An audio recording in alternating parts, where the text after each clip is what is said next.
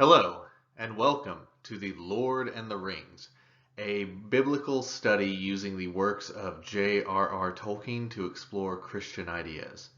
This is session 9, and the name of this session is It Was Pity That Stayed His Hand.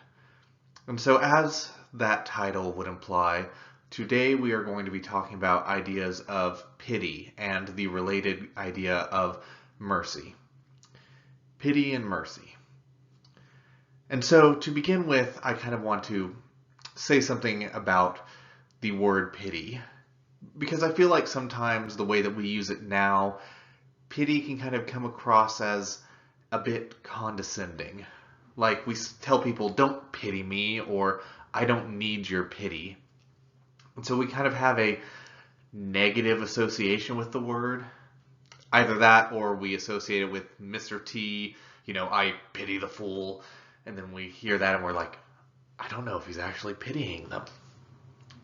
I had to reference that at some point. Now I've done it, so I've gotten the elephant out of the room. But pity can have a negative connotation with it.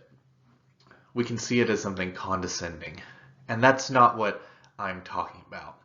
And so if it helps, in your mind, replace pity with the word empathy. That's really what we're talking about. And I'm going to use the two words, pity and empathy, kind of interchangeably throughout this lesson. But if it helps you to think of the word empathy instead, then please go ahead and do that. And so, let us begin. Last week in the online-only course, I mentioned Boromir. I mentioned his sacrifice. But I said I didn't want to go too much into it because I wanted to save his death for this lesson. So let's talk about him now. Boromir, if you remember, tries to take the ring. At the end of the Fellowship of the Ring, he tries to steal the ring from Frodo. Boromir is a decent person. He wants to use the ring to save his kingdom, to protect his people from being conquered. But he gives into the ring and he tries to take it. And afterwards, he realizes that he made a mistake. He regrets his action. He regrets falling into that temptation. And so whenever Merry and Pippin are attacked by the orcs at the end of the Fellowship of the Ring, Boromir comes and tries to protect them, tries to save them, to make up for his failure. And he dies defending them. Merry and Pippin are taken away, and Boromir lays dying. And then Aragorn finds Boromir, and Boromir starts to tell Aragorn what happened. He tells him that he messed up, that he made a mistake, that he tried to take the ring from Frodo. And I'd highly recommend watching the scene from the end of the Fellowship of the Ring. I think that it's a beautiful rendition of this scene, and far better than anything that I could ever do in this lesson series. But Boromir talks about how he failed, how he tried to take the ring from Frodo, about how he fell and how now he's worried about his kingdom falling. But Aragorn responds. He doesn't respond in a way that is harsh or judgmental. No, instead he is reassuring to Boromir. No, Aragorn says, you have conquered. Few have gained such a victory. Be at peace. Aragorn doesn't judge him. He doesn't shame him for his failure, for falling to temptation. He praises him. He reassures him that everything is going to be okay. He reassures him that he is dying not as the man who fell to temptation, but as a hero who tried to do what was right. And Boromir passes away. And maybe you might think that Aragorn was just being reassuring and comforting because he didn't want Boromir's last moments to be painful or filled with regret. But throughout the story, whenever the Fellowship talks about Boromir, they speak of him positively. They talk of him not as that fallen individual who tried to steal the ring from Frodo. They remember him as the good man. Whenever Aragorn and Gandalf are reunited in the Two Towers, Gandalf talks about what happened during his absence. And he talks about what happened to Boromir. Poor Boromir. I could not see what happened to him. It was a sore trial for such a man, a warrior and a lord of men. Galadriel told me that he was in peril, but he escaped in the end. I am glad. The escape that Gandalf is talking about is not a physical escape. Of course it wasn't. Boromir still fell. He still died. But in the end, he escaped. He escaped from being that fallen, sinful man who was trying to steal the ring for himself and his own purposes and his own plans.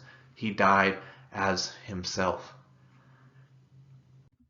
And then later, whenever Pippin is standing before Boromir's father, the following happens. Pippin flushed and forgot his fear. The mightiest man may be slain by one arrow, he said, and Boromir was pierced by many. When last I saw him, he sank beside a tree and plucked a black-feathered shaft from his side. Then I swooned and was made captive. I saw him no more, and know no more. But I honor his memory, for he was very valiant. He died to save us, my kinsman Meriadoc and myself, waylaid in the woods by the soldiery of the Dark Lord, and though he fell, my gratitude is none the less. Pippin remembers Boromir as a valiant man. Boromir redeemed himself in the eyes of the Fellowship. And I think it's interesting because it wasn't the action that redeemed Boromir. In a way, his actions didn't have much of an effect. Merry and Pippin were still captured. They were still taken away. But what redeemed him wasn't the action. It was the choice he made to put himself in harm's way, to die defending Merry and Pippin. The outcome didn't matter, or it didn't have a bearing on his redemption. He was redeemed by his own choice, by the decision that he made in the end. And I think that side sermon, I think that reflects our situation. Our actions don't save us. There is nothing we can do that can save us from sin. What saves us, what causes us to be redeemed, is our choice. Our choice to follow Christ, our choice to accept him as Lord and Savior and enter into the free gift of salvation that he offers. It's not our actions that decide whether or not we are redeemed. It's based on the choice and that we make to follow God and on the grace of Jesus Christ. But Boromir was a friend of the Fellowship. He was a companion. They traveled far together. They got to know each other. It can be easy to show pity, mercy, compassion, comfort, all of those nice, wonderful things to the people that we like, to our friends, to our companions. It's easy to show them pity and mercy. But what about whenever we encounter people who are different than us, who have a different background than us, who have different socioeconomic stations than us? It might sometimes be a little bit harder whenever we encounter people who are different than us. But we still need to show them pity. We still need to show them mercy and understanding. And in The Lord of the Rings, there are quite a few moments where pity and mercy are shown not just to friends and allies, but it is also offered to enemies. And so the first instance of this takes place during the Two Towers. And it's while Frodo and Sam and Gollum are traveling through Ithilien, the land that is right next to Mordor. And they witness a battle between the forces of Gondor, led by Faramir, and between men who have allied themselves with Sauron, with Mordor. And so Sam and Frodo see this battle. And during the course of it, one of the enemy combatants, one of the soldiers who was allied with Mordor, falls before them. And Sam sees the dead body, and he has the following reaction. It was Sam's first view of a battle of men against men, and he did not like it much. He was glad that he could not see the dead face. He wondered what the man's name was, and where he came from, and if he was really evil of heart, or what lies or threats had led him on the long march from his home, and if he would not really rather have stayed there in peace. Sam's initial reaction whenever he sees the dead body of an enemy is not to hate him, it's not to condemn him, it's try to have empathy, try to have understanding. Sam doesn't believe that this person was necessarily evil. He can't believe that everybody is just evil and has no redemptive qualities. No, he tries to understand and to sympathize even with his enemies. And that idea of sympathy and trying to understand is carried forward into the war itself, back with Aragorn and Gandalf and the people of Rohan. In the Two Towers, Saruman is trying to conquer Rohan, and Saruman allies himself with a group of men from the land of Dunland. Sometimes they're referred to as the Hillmen. But Saruman gets them to join his cause, to serve him in his conquest. And I think that this scene is only in the extended edition, but you can see in the movies these men swearing fealty to Saruman. And while in the main battle in the Two Towers, the Battle of Helm's Deep, we only see orcs in the movies.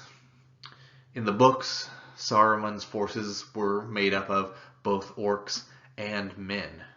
And so these men of Dunland fought in the Battle of Helm's Deep against our heroes, against Aragorn, against Legolas and Gimli, against the people of Rohan. And of course we know that Rohan is victorious, that our heroes win the battle, and the orcs are defeated.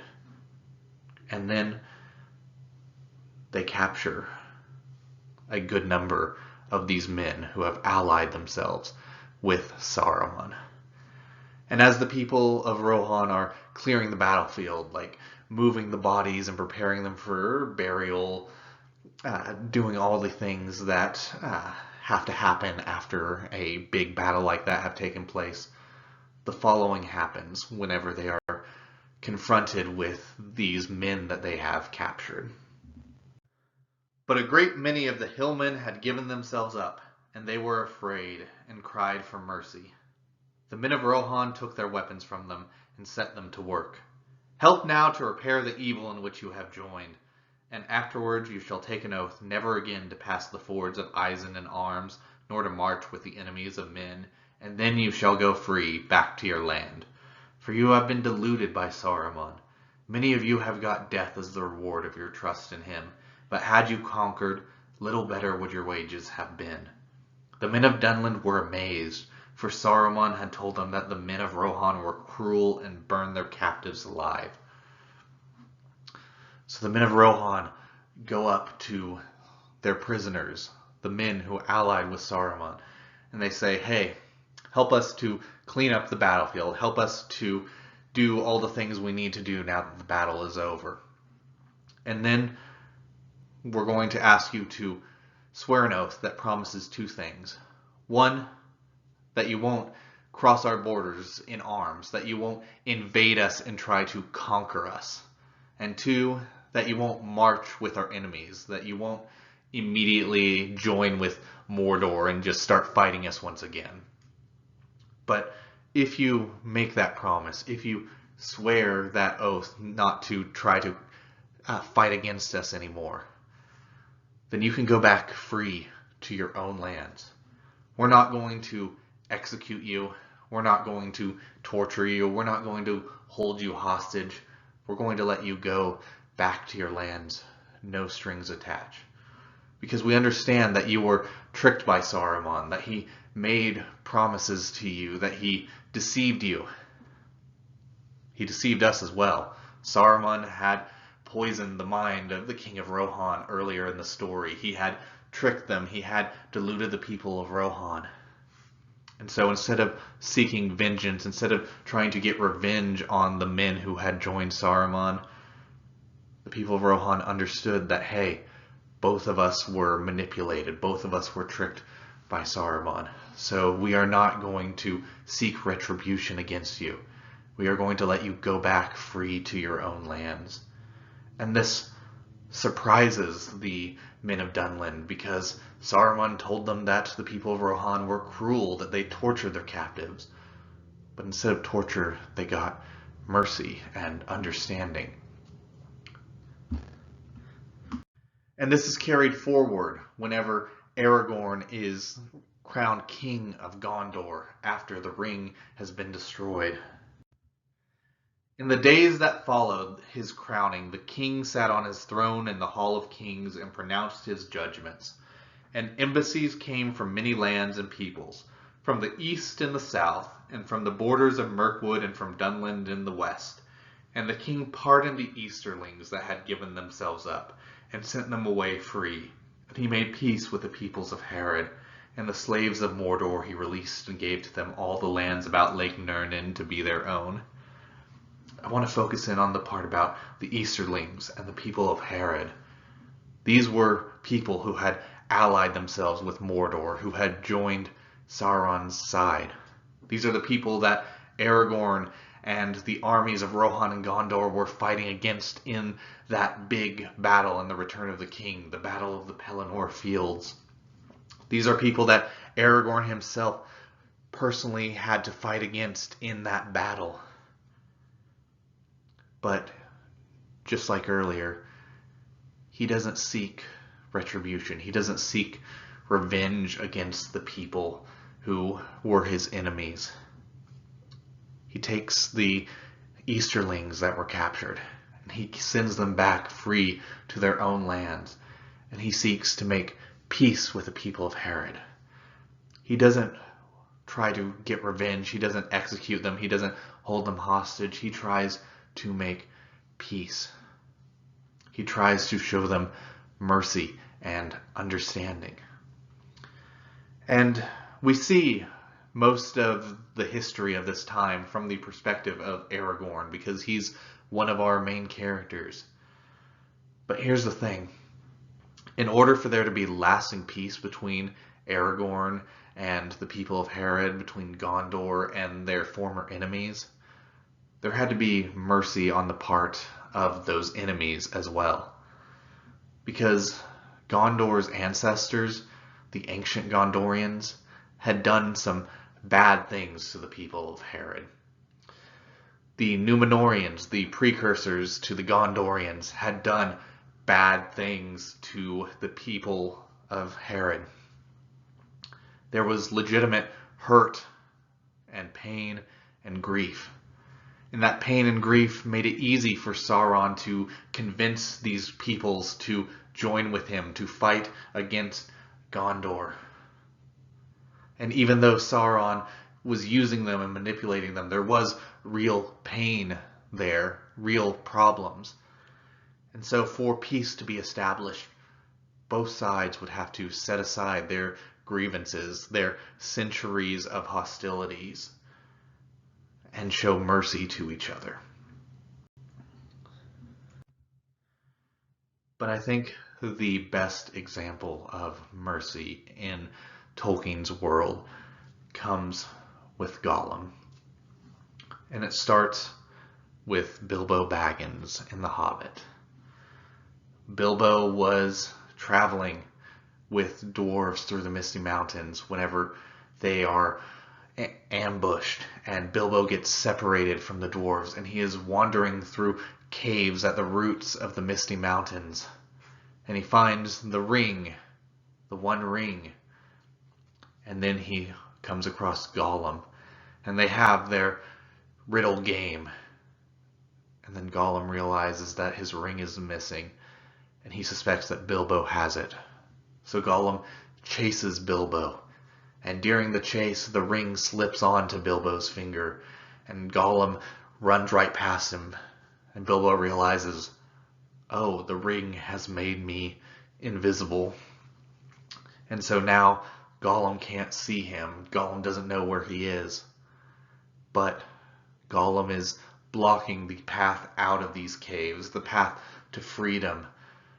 And there's not enough room for Bilbo to squeeze past him. There's not enough room for him to get by without bumping into Gollum and letting Gollum know where he is. And Bilbo is afraid. He has been separated from his friends. He is lost. He doesn't have food. He doesn't have water. He has goblins nearby who might kill him. He has Gollum right there who seems to be a threat. And so his initial instinct is to fight, to attack. Bilbo almost stopped breathing and went stiff himself. He was desperate. He must get away out of this horrible darkness while he had any strength left. He must fight. He must stab the foul thing, put its eyes out, kill it. It meant to kill him. No, not a fair fight. He was invisible now. Gollum had no sword. His initial instinct is to fight, to kill Gollum. Then he has a thought, no, it's not a fair fight. But then he has an even more powerful realization. And he, Gollum, was miserable, alone, lost. A sudden understanding, a pity mixed with horror, welled up in Bilbo's heart. A glimpse of endless unmarked days without light or hope of betterment. Hard stone, cold fish, sneaking and whispering. All these thoughts passed in a flash of a second. He trembled, and then quite suddenly, in another flash, as if lifted by a new strength and resolve, he leaped. Bilbo's first instinct was to kill this thing that was threatening him, kill this thing that was blocking him from escape. But then he has a moment of empathy, of pity.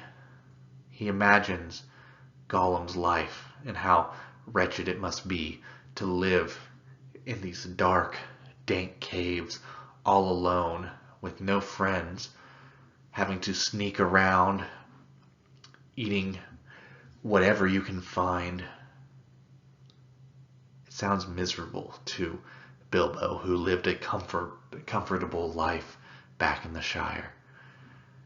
And once he puts himself in Gollum's shoes, metaphorically speaking, once he imagines that he no longer feels that same hatred or that same desire to fight, he feels sympathy and compassion for Gollum. And he realizes that he can't bring himself to harm Gollum further. His life is already miserable enough. And so instead of stabbing Gollum, instead of fighting him, he leaps, he jumps, and manages to jump over Gollum. He knocks into him a little bit, but he manages to get past Gollum. And it was a risk. Bilbo had to take a little bit of a risk. He didn't know if he was going to be able to get past Gollum without fighting, without killing him. Killing him would have been the safer option for Bilbo. But whenever he put himself into Gollum's position and he felt that pity, Bilbo decided that it was worth taking a more dangerous approach if it meant showing mercy to this creature. And Gollum never acknowledges the pity and the mercy that Bilbo showed him. To Gollum, Bilbo would always remain a thief, the person who stole his precious from him. But Bilbo did show pity and mercy to Gollum, even though it was never recognized by Gollum himself. And I personally have very mixed feelings about the Hobbit movies. I think that there is some good things in there and some really bad things in there. And the fact that there are good things almost makes it more frustrating, because if it was all bad, it would be easier to ignore. But I think that there are some legitimately good things in the Hobbit films. And I think that this moment is one of them. This moment whenever Bilbo decides not to kill Gollum. I think that through camera angles, shot composition, acting, the CGI on Gollum, and the brilliant musical score, the movie is able to convey these ideas. And so I highly recommend looking on YouTube for just this clip, just to see it, because I think that it is a very good rendition of this idea. And so then we get to the Fellowship of the Ring. And Gandalf and Frodo are talking about the ring and about Bilbo. And of course, Gollum comes up.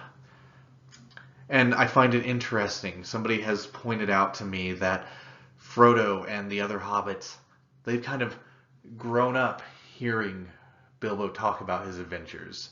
So they've heard of Gollum before. They know who Gollum is. But to them, Gollum is almost this far-off fairy tale character. He's like a creature out of the stories that they heard growing up. And so whenever Frodo and Sam start traveling with Gollum, it would be almost like if you or I went on a road trip with, I don't know, Dracula or Bigfoot. But Gollum has always been this far-off, distant character in a story to the hobbits.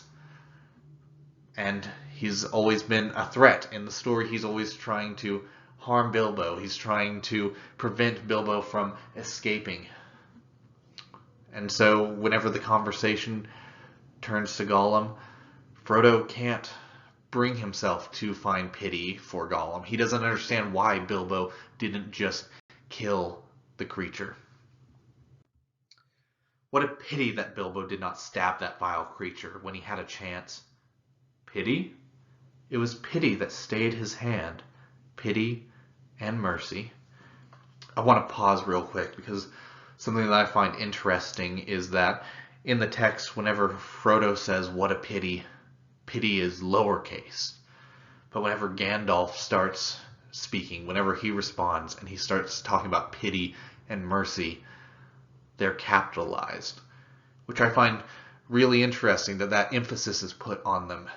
And perhaps I'm reading too much into that, but I feel like maybe the reason they're capitalized is because Gandalf isn't talking about just simple emotions, but he's talking about something stronger, something bigger, something divine. A pity and mercy that comes not from the flesh, but from God.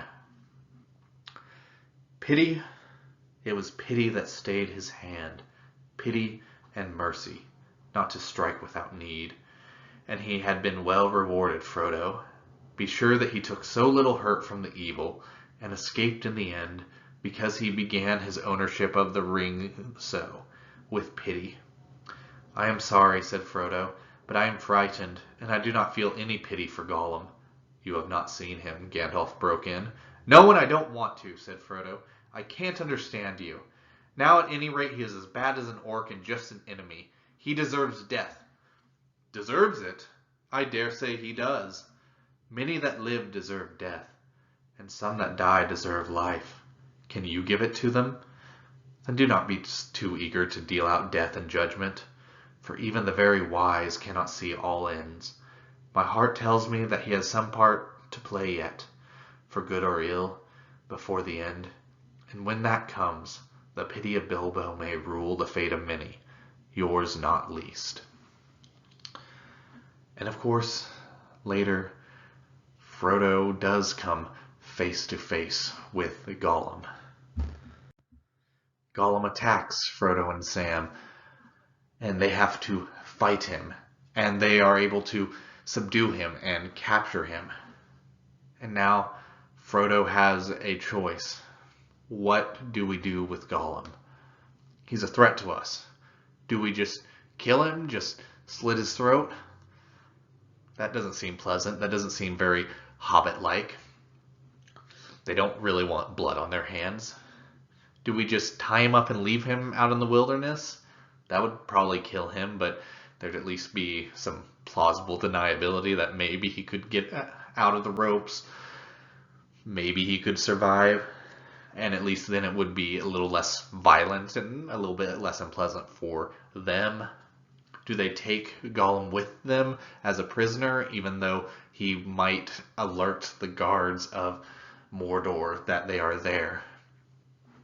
So Frodo is trying to figure out what to do with Gollum.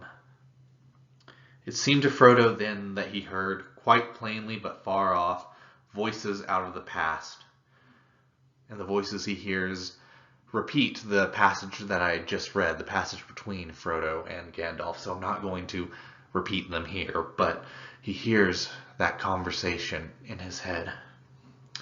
"Very well," he answered aloud, lowering his sword, "but still I am afraid, and yet, as you see, I will not touch the creature, for now that I see him, I do pity him." It was really easy for Frodo to hate Gollum, to feel no pity, no empathy, no compassion for him whenever he was just some far-off creature, a being who existed just in Bilbo's stories and in the events far away. But then whenever he saw Gollum, he started to understand pity, and he felt that pity for Gollum. And so Frodo decides not to kill Gollum. And the mercy that Frodo shows him helps convince Gollum to start to show Frodo and Sam the way to Mordor. There had been people who had been merciful towards Gollum in the past, but Frodo is the first person that he really sees and understands as being merciful towards him in centuries. Frodo's mercy is the first time that Gollum has felt like somebody might actually care about him in countless years. And I think that part of the reason that Frodo might have been able to feel pity at this point is not just because Gollum is now physically before him. I think that that definitely helped. But I also think that it's because Frodo is able to better understand what the ring did to him.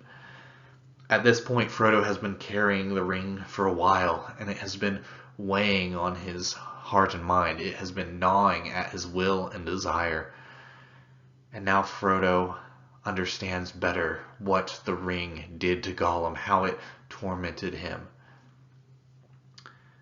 And I think that in our everyday life, it's easy for us to judge people who have situations and circumstances that are different than our own, who live different lives than the ones that we do.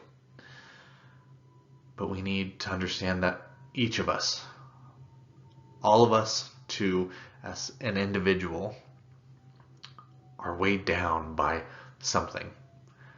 It might not always look the same. It might take different forms, but all of us are fallen and broken and sinful.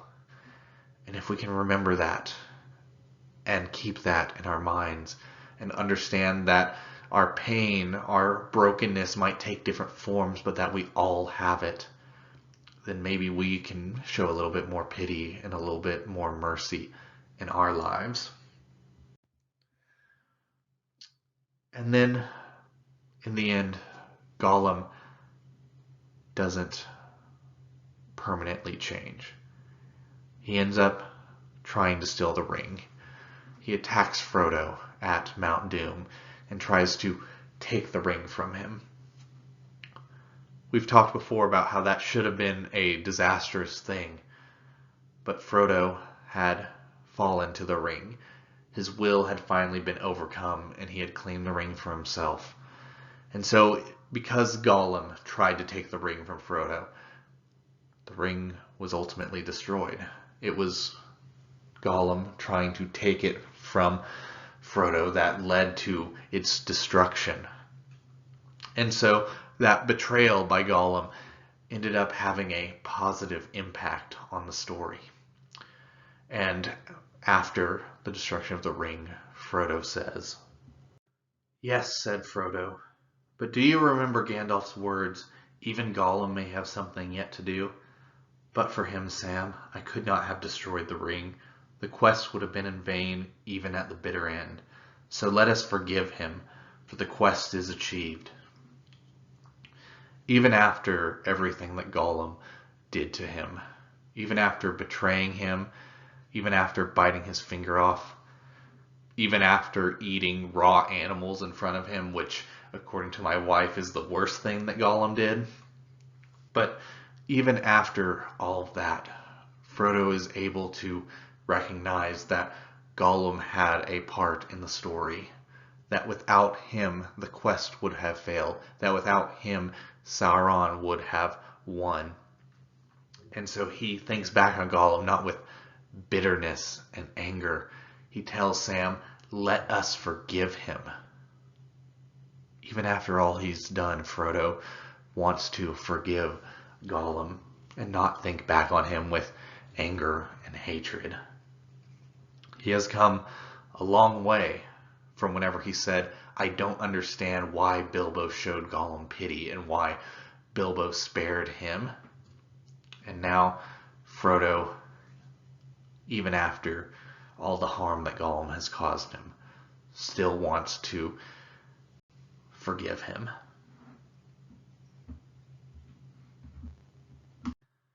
After the publication of The Lord of the Rings, J.R.R. Tolkien got a lot of letters from fans asking questions or commenting on what they liked about the story, and he wrote quite a few of them back. And one interesting conversation that Tolkien had via letters revolved around the failure of Frodo. Because Frodo did have a major failure. In the very end, in the final moments, the ring wore him down and he finally claimed it. He had a moment of weakness and the ring took advantage of that, and Frodo fell. He had a moment of failure.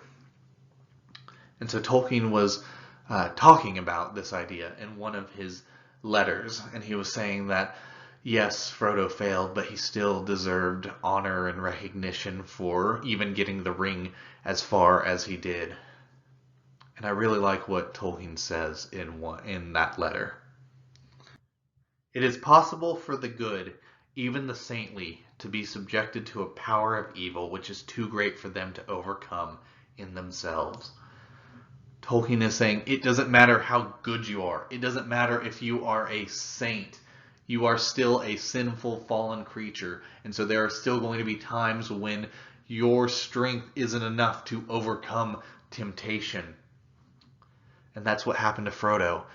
Even though he was a good fellow, even though he was a decent person and he was resisting the ring with all of his strength, eventually the ring wore him down and he could no longer resist it. In this case, the cause, not the hero, was triumphant, because by the exercise of pity, mercy, and forgiveness of injury, a situation was produced in which all was redressed and disaster averted. Gandalf certainly foresaw this. See his conversation with Frodo. Even though Frodo failed, even though he gave in to temptation at the very end, the quest to destroy the ring was still successful. And that was because of pity, mercy, and forgiveness of injury.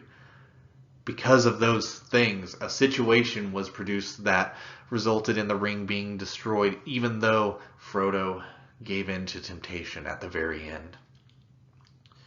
If Bilbo had not shown pity and mercy to Gollum decades earlier, Gollum would not have been there to try to take the ring from Frodo. And if that had not happened, then the ring probably would not have been destroyed. If Frodo had chosen to kill Gollum whenever he and Sam first captured the creature, then Gollum probably wouldn't have shown them the side way into Mordor, and they probably wouldn't have gotten into Mordor. And if they had killed him, then he wouldn't have been there to try to take the ring and end up destroying it. Because of the mercy that they showed earlier in the story, the situation that ultimately destroyed the ring was created. Gandalf saw that Gollum had some part to play. We read the conversation earlier, the conversation between him and Frodo, the conversation that is referenced in this letter. Gandalf didn't know exactly how it was going to play out. He didn't know everything, but he foresaw that Gollum would be instrumental somehow, and that the pity of Bilbo would come to rule the fate of many. That it would come to rule the fate of Frodo, especially. Because if Bilbo hadn't shown pity, then the quest may have ended in disaster. Of course, he, Gandalf, did not mean to say that one must be merciful, for it may prove useful later. It would not then be mercy or pity, which are only truly present when contrary to prudence, not ours to plan. Tolkien is saying, Gandalf wasn't saying you should be merciful or you should show pity or compassion to people because they might be able to help you out later, because you might get something out of it. That's not what he's saying. If you're being kind because you expect to get something out of it later, then are you really being kind? Tolkien is saying that mercy and pity don't focus on what we may get in return. They expect nothing back. Whenever Bilbo spared Gollum, he didn't know how important Gollum would be. In the moment, trying to spare Gollum only resulted in more danger to Bilbo. It resulted in a riskier situation. It would have been easier and safer for him to just stab Gollum while he was invisible. But instead, Bilbo took a riskier option. And he didn't know that by taking that riskier option, by putting himself in more danger, that he would ultimately help produce a situation that would save Middle-earth. He wasn't expecting to get anything out of sparing Gollum other than the opportunity to show kindness and mercy to a creature who was living a pitiful and wretched existence. But we are assured that we must be ourselves extravagantly generous if we are to hope for the extravagant generosity which the slightest easing of our escape from the consequences of our own follies and errors represents. And that mercy does sometimes occur in this life. Sorry, I stumbled a little bit. But that's a little bit of a long statement. So what is Tolkien saying? He's saying that we should be extravagantly generous, that we should be kind, compassionate, show pity and mercy, because we need pity and mercy. We need generosity. And we need it from other people, and we need it from our Heavenly Father. Frodo deserved all honor because he spent every drop of his power of will and body, and that was just sufficient to bring him to the desired point and no further. Few others, possibly no others of his time, would have got so far. The other power then took over, the writer of the story, by which I do not mean myself, that one ever-present person who is never absent and never named, as one critic has said. Tolkien is saying that Frodo deserves respect and honor for as far as he got. Maybe nobody else could have gotten it that far. And so even though he failed at the end, he managed to get it right to the brink, right to the very edge. And then he was rewarded. Even though he failed, the ring was destroyed. And I've said this, I feel like a million times now, but the ring was destroyed because Frodo had showed mercy to Gollum earlier in the story. Because decades earlier, Bilbo showed pity to Gollum. But there was another instance of mercy at play. Tolkien is saying that the writer of the story stepped in, and he's not talking about himself. He's very clearly referring to God. Even though Frodo failed, God stepped in and allowed the story to end in a way where the quest was victorious. God stepped in and allowed the evil, the ring, to be destroyed. Earlier in a previous session, we've talked about the idea of eucatastrophe, the sudden moment where a situation turns from disaster and despair into sudden joy and sudden hope.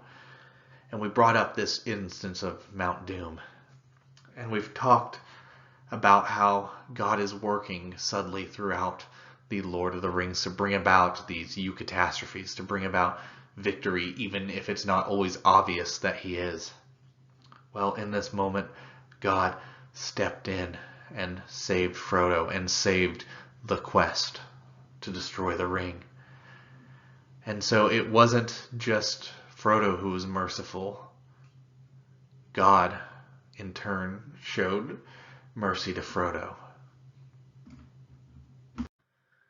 And it should come as no surprise that the Bible has a lot to say about forgiveness of injury, mercy, and pity.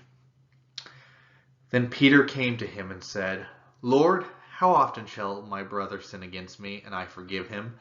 Up to 7 times?" Jesus said to him, "I do not say to you up to 7 times, but up to 70 times 7. Peter asked, "How many times do I have to forgive somebody who hurts me? 7 times?" And Jesus says, "No, 70 times 7. And I've heard quite a few sermons saying that if you're focused on the number, then you're missing the point. Jesus isn't really saying 490 times, and you can keep count for every time, and then once you hit 490, then you can stop forgiving people. No, Jesus is just saying a number that is ridiculously larger than what Peter brought up. Jesus is saying you should not be worried about the number. You should just keep being forgiving, keep being merciful, keep providing others with forgiveness. It's not about the exact number. Get rid of all bitterness, rage, and anger, brawling and slander, along with every form of malice. Be kind and compassionate to one another, forgiving each other, just as in Christ God forgave you. God commands us to be kind, be compassionate, be merciful to each other, to forgive each other, because God forgave us. God forgave us from our sins. He provided salvation to us through his Son, Jesus Christ. And now our job is to show the world the love and the mercy and the glory of God.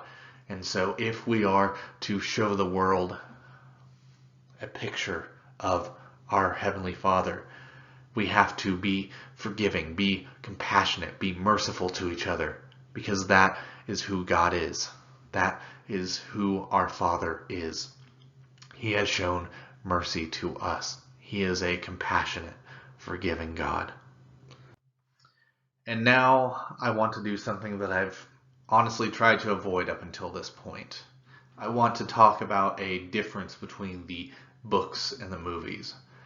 I've talked about some of the scenes that didn't make it into the movies before, or some backstory that the movies kind of glossed over. But I haven't really, I think, gone into any like big changes between the books and the movies. And that's because one, I think it could be distracting to get off on a tangent about all these different adaptational changes and which ones I like and which ones I don't and why they might have been made. And also, I want this lesson series to be interesting and insightful for everybody, whether they've read the books or not, whether they've only seen the movies. But I want to discuss this change, because it has mercy connected to it. It deals with the theme of mercy, and the changes that they made to the movie have an interesting effect on how the idea of mercy is presented. And I hope that that will make a little bit more sense in a moment. But I am going to talk now about a character who appears in primarily the Two Towers film and appears in both the Two Towers and the Return of the King books.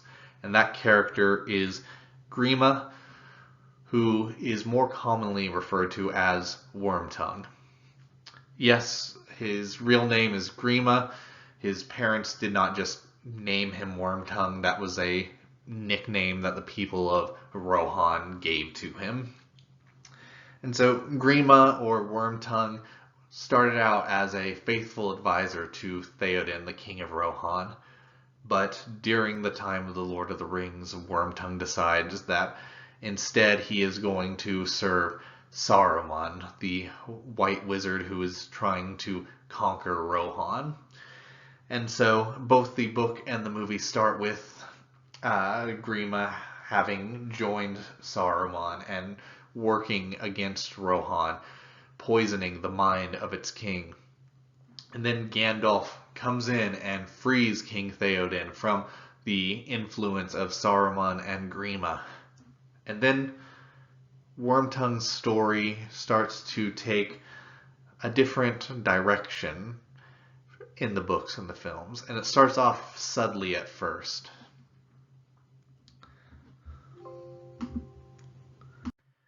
In the films, King Theoden is going to kill Wormtongue, but Aragorn convinces Theoden to spare Wormtongue. He says that enough blood has been spilt already. And so Wormtongue is shown mercy. He's not executed for his crimes for betraying Rohan. And so then Wormtongue rides off to Saruman. Wormtongue goes to Saruman, and importantly, he arrives before Saruman's armies go to battle, before his armies march to Helm's Deep.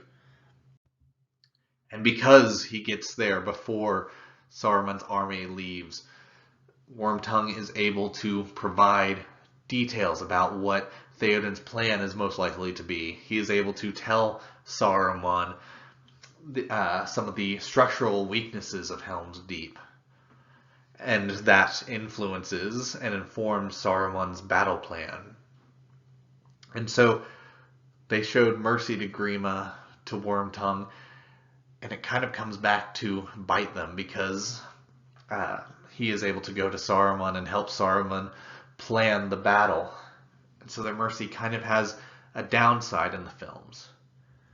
And then if you are just watching the theatrical versions, Wormtongue disappears.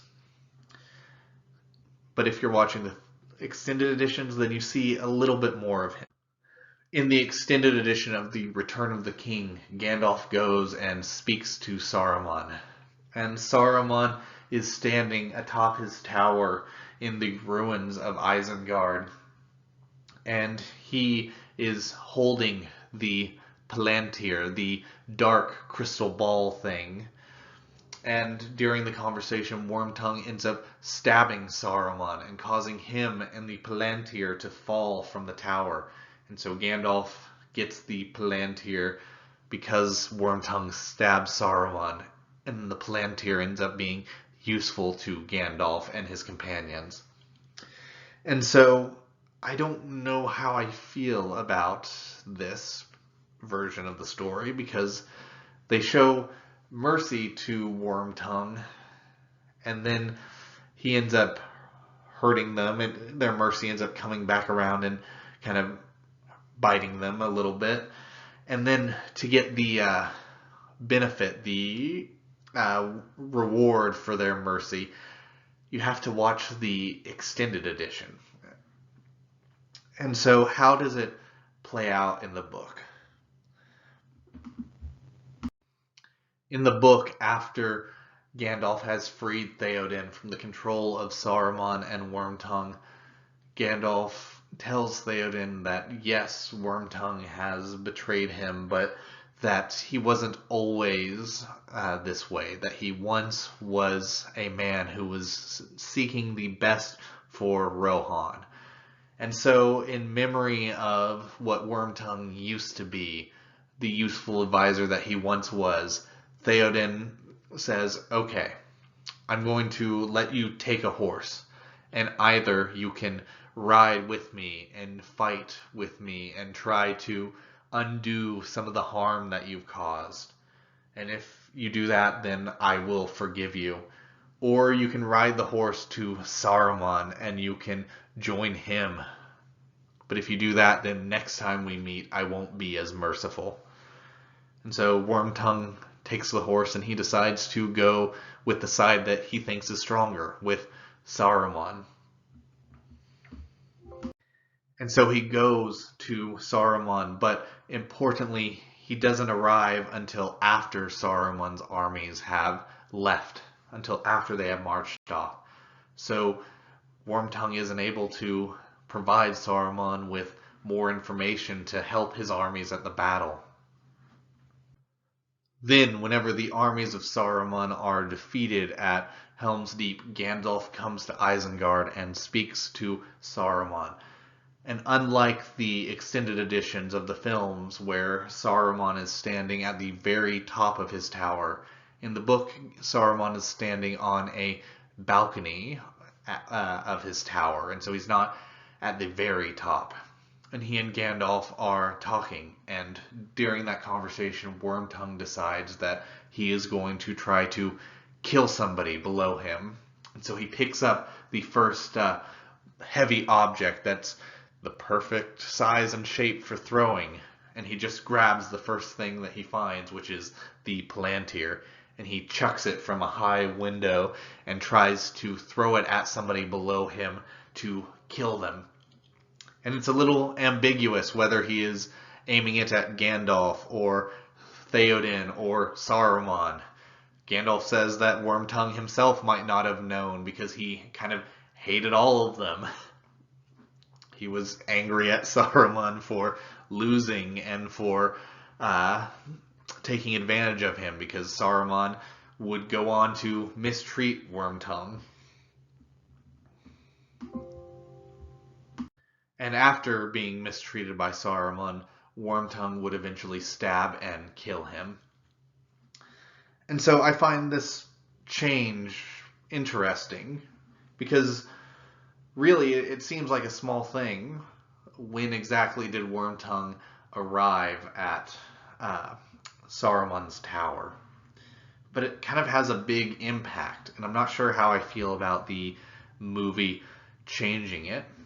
Because in the films, you get a big downside to the mercy that they showed to Wormtongue. And like I said, you have to watch the extended editions to see what the benefit of the mercy that they showed to Wormtongue was. Whereas in the books, there's not that downside, because Wormtongue doesn't arrive until after the armies have departed. And then the benefit, the reward for showing mercy, is a lot more explicit in the book. It's explicitly because Wormtongue was there that the Palantir falls into Gandalf's hands, and the Palantir ends up being an important part of the Return of the King. I would argue it's a bigger part of the story in the Return of the King book than it is in the film. But I'm not sure how I feel about this change, honestly. But I think that I need to add in something right here because initially, whenever I wrote this lesson, I just moved on to the next point. But I think that it's important to say that even though in this instance in the books, showing mercy to Wormtongue worked out for them in the end, it ended up being beneficial to our heroes. That's not always the case.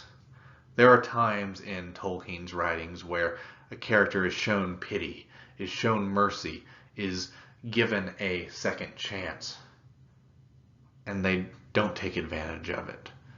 They don't take advantage of the opportunity to turn their lives around. And instead, they just go right back to the evil that they were doing before. They are shown mercy and they take advantage of it to cause more pain and more harm. And that's true to life as well. Sometimes we forgive people, we show them mercy, we show them kindness, and they're still awful. They don't turn their lives around. And we start to feel like, why did we do that? What was the point? Were we kind to them? Why did we give them mercy that they didn't deserve if they were just going to turn around and just keep doing what they were doing, keep causing harm?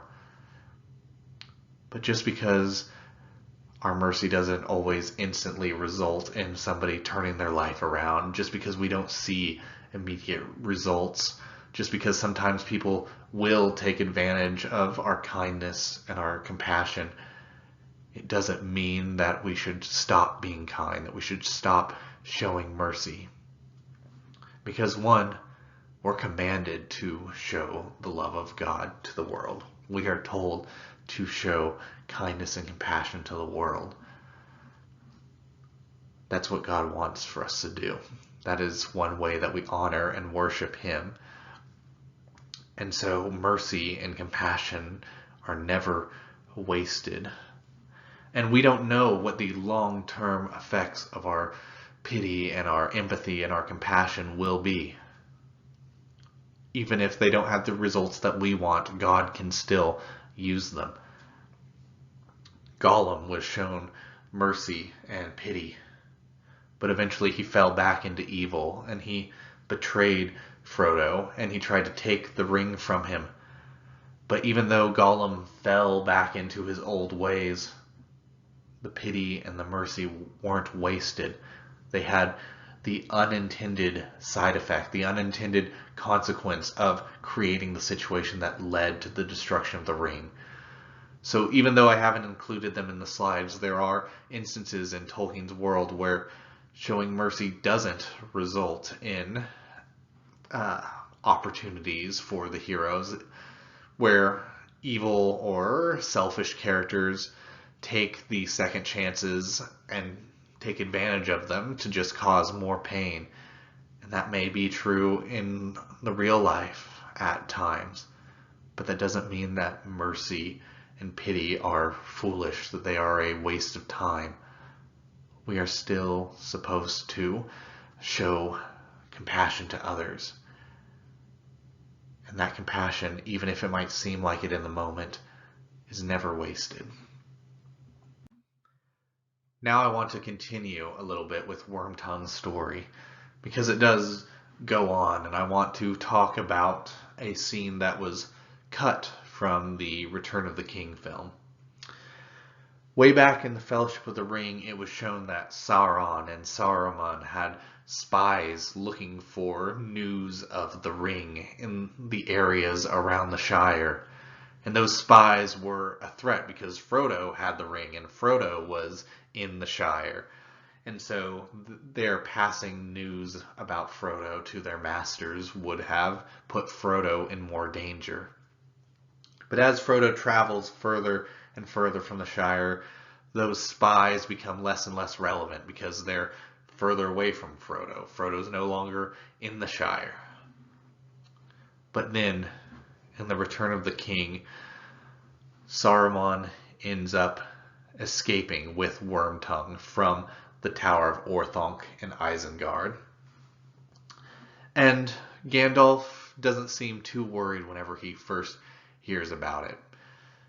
During their last confrontation, Gandalf took away most of Saruman's powers. He broke Saruman's powers. And so Gandalf doesn't think that he poses a huge threat to Middle-earth, but acknowledges that he could still cause some little trouble. And cause trouble Saruman does. He gathers up the spies that were lurking in the area of the Shire. He gathers up some remnant of his men who weren't defeated in the war. And he goes and he attacks the Shire. He invades the Shire and takes it over. And so in the movies, whenever the hobbits get back to the Shire, they find it more or less the same. They have changed and they have this bond between them that none of the other hobbits have. But the Shire itself is safe. In the book, whenever they get back to the Shire, they find it has been taken over by these men and by Saruman. They find that Saruman has started to destroy the Shire, to take away its natural beauty, to farm it for resources, and to start turning it into a miniature version of Isengard with its pits and its forges and its smoke. And so they find the Shire partially destroyed and ruined. And so I understand why this was cut from the film. Books and films have different pacing, and I think that movies have to have a little bit more of a structure to them than a book necessarily does. And I understand that the main conflict ends with the destruction of the ring, and it might have felt weird having this little miniature adventure at the end of the film, especially whenever the film is already 3.5 hours long. But I still think that this sequence is important to the story. It drives home some themes and ideas within it. And one of the themes that comes up is the theme of mercy. And so I wanted to discuss this scene from the book. The hobbits come back and find Saruman running the Shire, find him and the remnants of his men in control. But there are a lot more hobbits in the Shire than the small little band that Saruman has. And Saruman's power has been taken away by Gandalf. And so Frodo and Sam and Merry and Pippin have to use what they have learned throughout their journeys, and they have to organize the hobbits to rise up against Saruman and overthrow him. And they do. They are able to oust the men who are trying to control the Shire. And finally, they confront Saruman on the very steps of Bag End, the home of Bilbo and Frodo. And Saruman realizes that he has been defeated, that his forces have been overthrown, that the hobbits have risen up against him and overthrown his little kingdom that he is trying to establish. But he has to gloat a little bit. Still, I have already done much that you will find it hard to mend or undo in your lives, and it will be pleasant to think of that and set it against my injuries. Saruman, who was once considered wise, who was once a powerful wizard, has now fallen and has become extremely petty. He is gloating about the damage he has caused to the Shire, about how he has taken away some of its natural beauty, used up some of its resources. He hates the hobbits because they were connected to his fall, because they were involved in the war that led to his defeat. And he hates them, and he just wants to cause them pain. And so even though he's lost, he's still happy that he can at least know that he has caused damage to their home. Well, if that is what you find pleasure in, said Frodo, I pity you. It will be a pleasure of memory only, I fear. Go at once and never return. The hobbits of the villages had seen Saruman come out of one of the huts, and at once they came crowding up to the door of Bag End.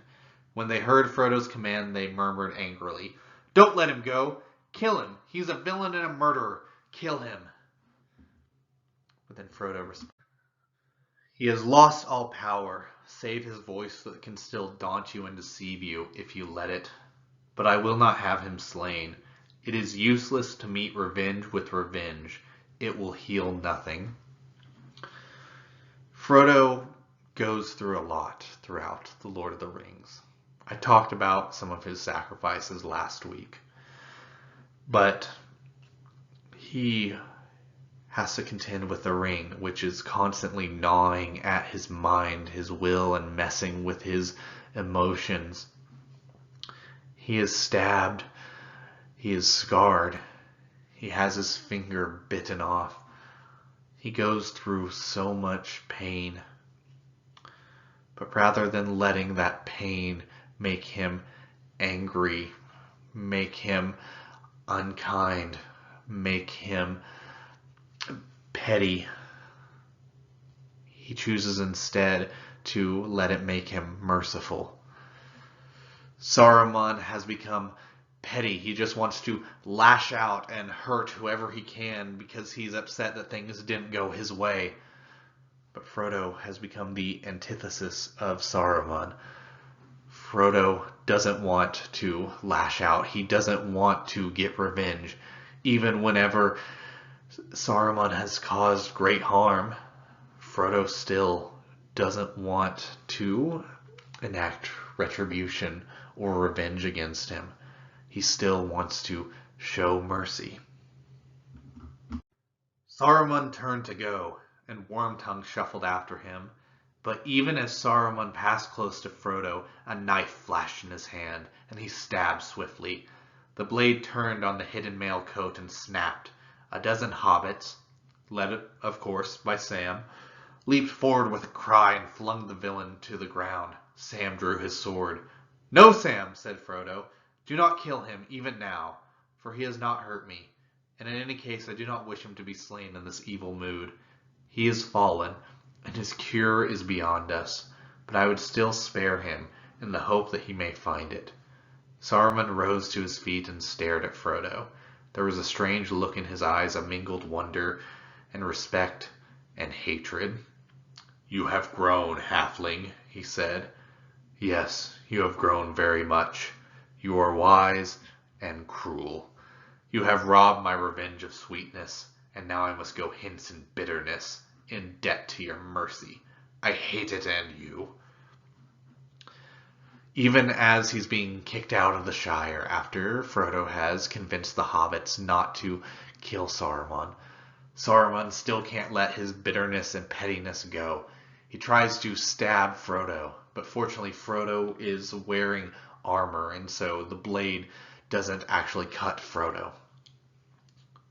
But even then, even after Saruman tried to take advantage of Frodo's mercy and tried to kill him, Frodo still does not want to take retribution, to take vengeance on Saruman.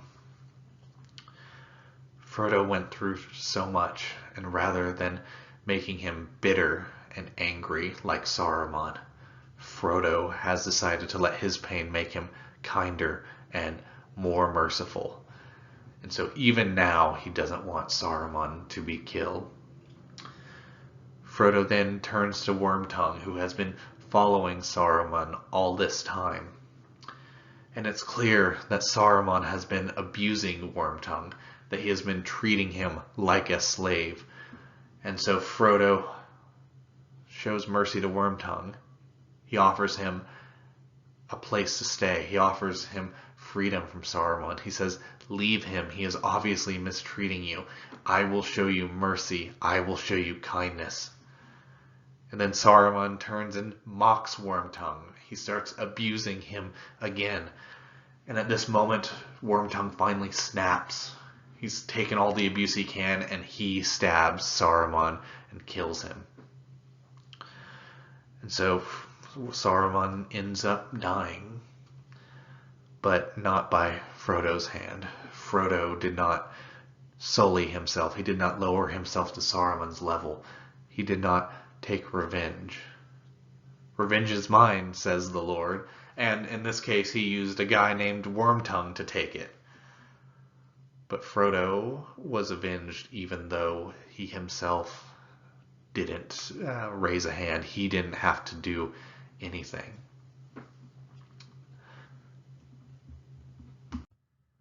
During the last lesson, I talked about how evil cannot understand selflessness. It cannot comprehend self-sacrifice. Well, it also fails to understand pity, mercy, and forgiveness. Let's go back to that ancient war between the elves and the evil spirit, Morgoth. I've talked before about how before the war really began, the elves used to live in the land of Valinor with spirits who had remained loyal to God. But some of the elves rebelled against the spirits who served God. They rebelled and they did great evil. And then whenever they were offered forgiveness and mercy, some of the elves rejected that. And those who rejected it were exiled from the land. And then the exiled elves go to war with Morgoth. Those exiled elves were cut off from the spirits who served God. They were cut off from God. They were just on their own in a war that they could not hope to win. And Morgoth seemed like he was going to be victorious. He was winning the war. But then an individual sailed back to Valinor and begged for forgiveness and mercy for the elves and for men, begged the spirits to come and help and save the elves and men from Morgoth. He interceded for them, and the spirits listened. They agreed to show mercy, and so they prepared for battle. They prepared their forces to come and fight Morgoth, to assail him. And in previous lessons we've talked about how they raised a new star as a sign of hope and deliverance for the elves. And Morgoth saw that star. But even then, he didn't understand what was about to happen. Even after he saw this miraculous sign, he was still confused and unsure of what was about to arrive at his doorstep. Yet it is said that Morgoth looked not for the assault that came upon him from the west, for so great was his pride become that he deemed that none would ever again come with open war against him. Moreover, he thought that he had forever estranged the elves from the lords of the west, and that content in their blissful realm the Valar would heed no more his kingdom in the world without. For to him that is pitiless the deeds of pity are ever strange and beyond reckoning, but the hosts of the Valar are prepared for battle. Even after seeing the miraculous sign, Morgoth didn't expect the assault that was coming. He had grown so prideful that he didn't think anybody would dare fight him anymore. And he never imagined that the elves and the lords of the west, the spirits who still serve God, could ever make amends. He never thought that there could be forgiveness, that there could be healing. He never imagined that, because it's not something he would do. He would never show pity or mercy to somebody else. Morgoth would only do something if he could get something out of it. And so he never planned for the other spirits to show mercy to the elves.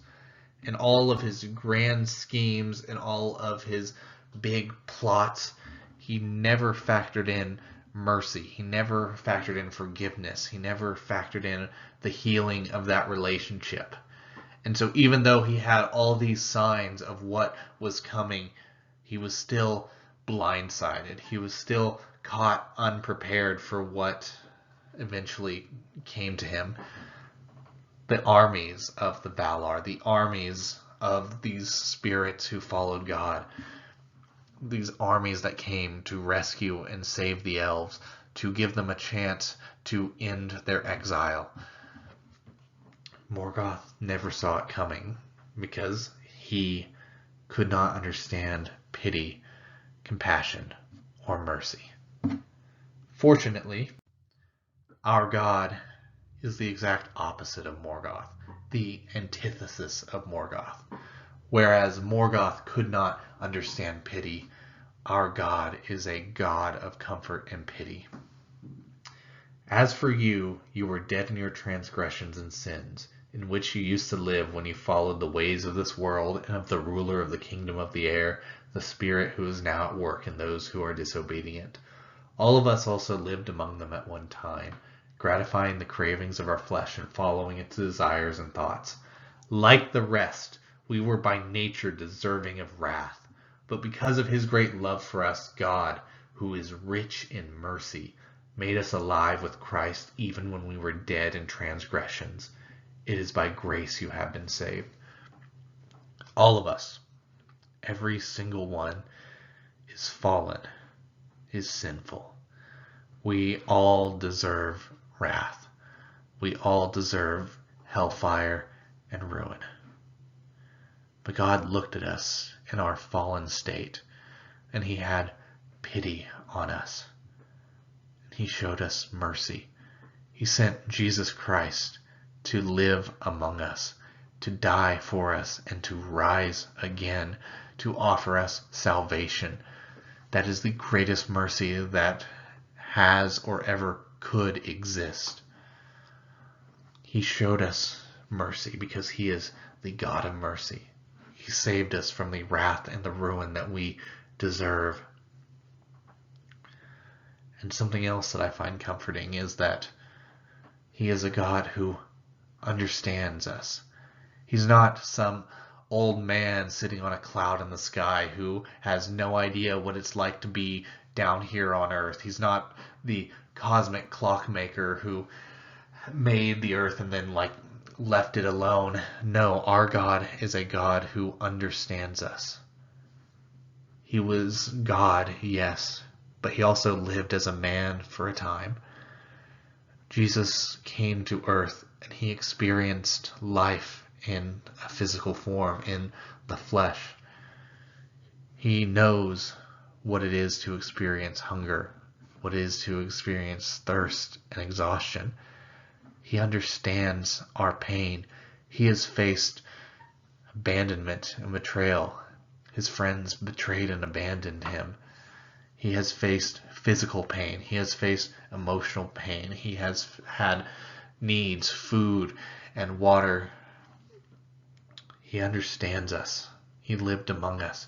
He's not some distant creator who could not possibly fathom what we are going through. No, he made himself one of us. Still God, yes, but a man. He can empathize with us because he has gone through the same thing that we have gone through. He understands us and he loves us. Praise be to the God and Father of our Lord Jesus Christ. In his great mercy, he has given us new birth into a living hope through the resurrection of Jesus Christ from the dead, and into an inheritance that can never perish, spoil, or fade. This inheritance is kept in heaven for you, who through faith are shielded by God's power until the coming of the salvation that is ready to be revealed in the last time. Christ offers us the chance to be reborn, to be born anew, to go from being the sinful, fallen creatures who are doomed to spend eternity separated from God, and instead to be reborn as creatures of God, to have our relationship with our Father restored, to have a living hope and an inheritance.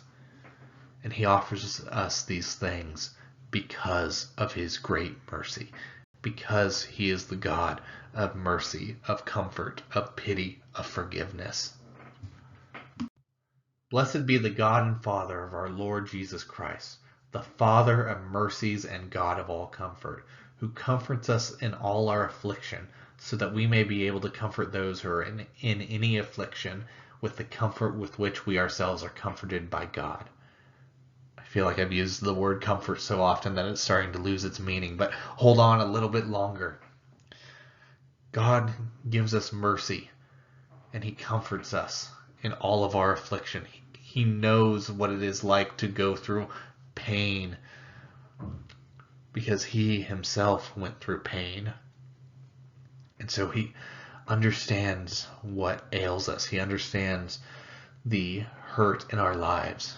And he has pity on us, and he shows us mercy, and he provides us comfort during our difficult times. But we're not supposed to just hoard the comfort of God. We're not supposed to just keep it to ourselves. No, we are supposed to go out and comfort others. We are supposed to go out and show mercy and pity and empathy and kindness to the world because we have been comforted by God. And we are supposed to show God to the world. We are supposed to show his mercy and his greatness to a fallen world.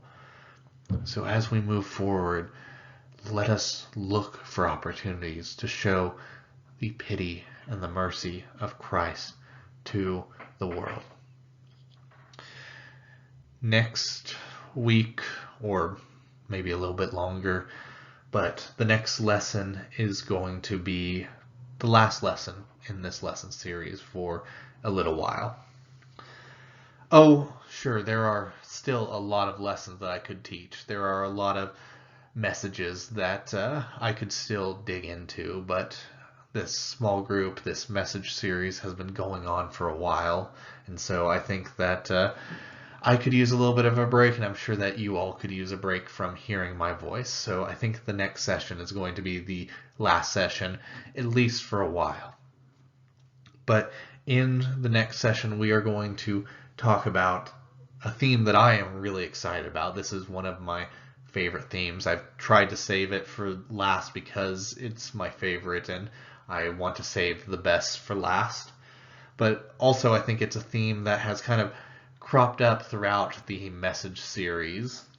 And I think that it works well to unify all of the ideas that we've talked about throughout these lessons. And so I'm going to talk about some new things. I'm not just going to repeat old lessons next session.